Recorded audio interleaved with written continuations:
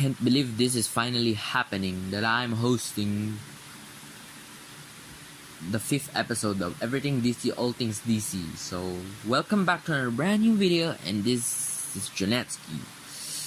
And for the 5th episode of Everything DC, there's a few things that we're gonna talk about. So, first things first, Gotham Season 5, new villains and more. So, clearly, after seeing Arthur Penn, who now goes by the name the Ventriloquist, and the supposed rise of the new villainess in town that sadly was killed moments after the episode. Not clear if we're going to see them again or not. I mean, there's no sign of Lazarus Pit, but at least there's Hugo Strange, who can bring them back to life, and who briefly made an appearance of the few episodes of all throughout this season, along with Bane, who is still a villain that is under construction, you can tell. Or yeah, he's on a progress yet. So I believe the show is still working on his origin story and how they're gonna introduce him properly as the new villain Bane. Yeah, there's yet to discover about the new faces in town who appears to be the new villain, of this season. Like the guy who's supposed to be Killer Croc, who, by the way, has no official name yet.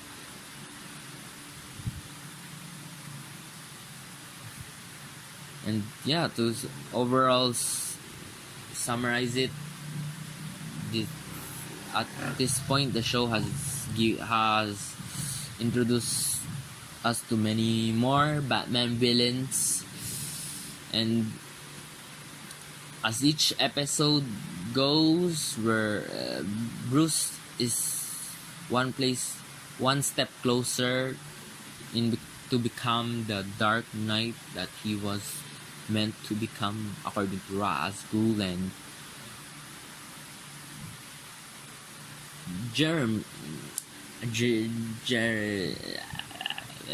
Velasca.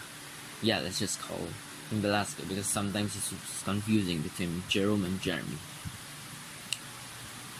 But anyway, speaking of which, well, he's still on a rest mode until the show has given him the cue to get back to the show after what had happened to him. You just have to, watch it for yourself, because it's really getting interesting. Along with the Poison Ivy resurfacing as the same old villain.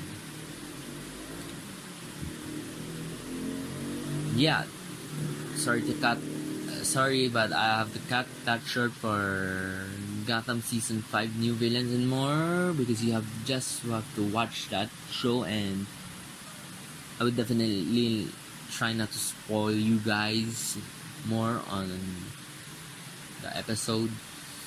Going to the next topic, Doom Patrol so far. So the previous episode, which was the pilot for Doom Patrol, introduced us to the origin of each unique character and focus more on certain characters per episode.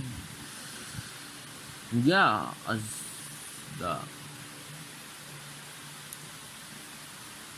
the episode go, I felt so confused by the time episode 4 was released, because everything's so crazy to the point that you just have to watch it for yourself and what? Do a face palm, something like that. And yeah, there are just not much to say about the show so far because things get crazy and otherwise messy. So yeah, not gonna lie though, I'm now quite kind of confused on the show, and I'm not even sure if I am still able to follow along after the messy episode recently. So yeah, then we have the Flash. Apart from the King Shark versus Gorilla Grodd, which has an interesting question, that is, if that episode is an extra. For me, yes, it's because the two villains are already somehow familiar to the viewers. It's like an extra episode made to give us something to watch while they plan for something bigger, like how they are going to introduce someone who is a prominent figure and interesting comic book character that is a villain of Flash, and the possible future episode domino effect. But overall good plot for the episode. Yeah, I guess that's all for this week's Everything DC, All Things DC episode 5. Old rules applies, guys. Like, comment, share.